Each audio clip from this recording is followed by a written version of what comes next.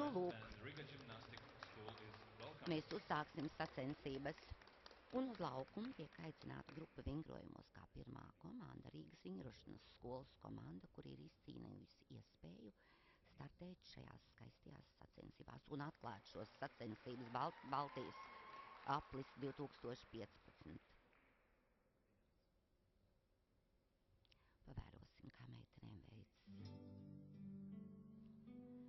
Pienso con sueño parecido no volver a más y me pintaba las manos la cara era azul y de provincia el Grupu vingrojumos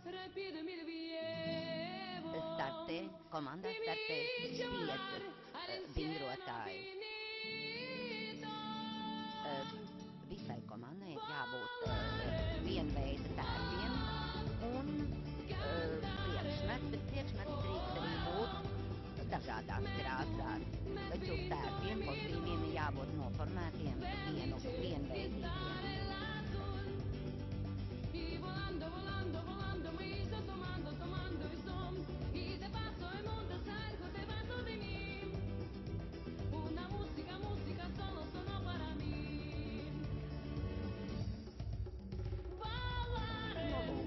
Viens pārmetiens, kurš tiks spērts bez rokām uz grīdas, par to tiek vērtēts un komandai tiek iedotas zināmas desmitdaļas.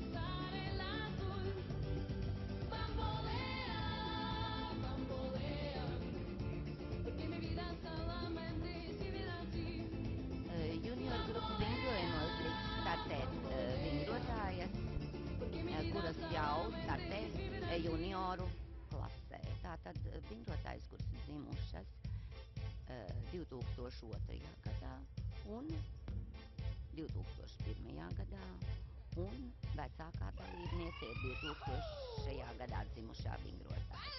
Lūk, neveiksmi, bet taču mēs šajā gadījumā varētu arī saprast šīs meitenītes, ja viņas startē pirmo reizi augstas kvalificētās sacensībās, un pēc tam vēl šīs sacensības viņas atklāja, kā pirmās iznāk uz lauku, un tas tomēr rada lielu satraukumu dalībniecēm.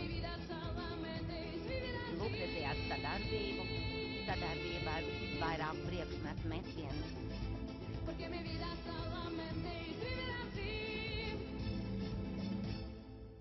Paldies, meitenes. Paldies, meitenes, jums par drosmi.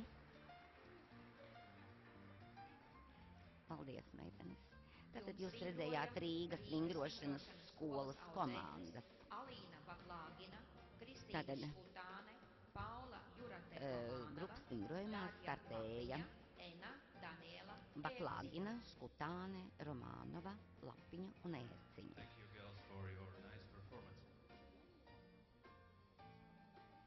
Kā es teicu, grupas vingrojumos uz laukuma vingrojumu izpilda 5 sportistas. Un drīkst būt viena rezerviste, kurai arī noteikti ir nepieciešams iziet uz startu, lai skaitītos, ka viņa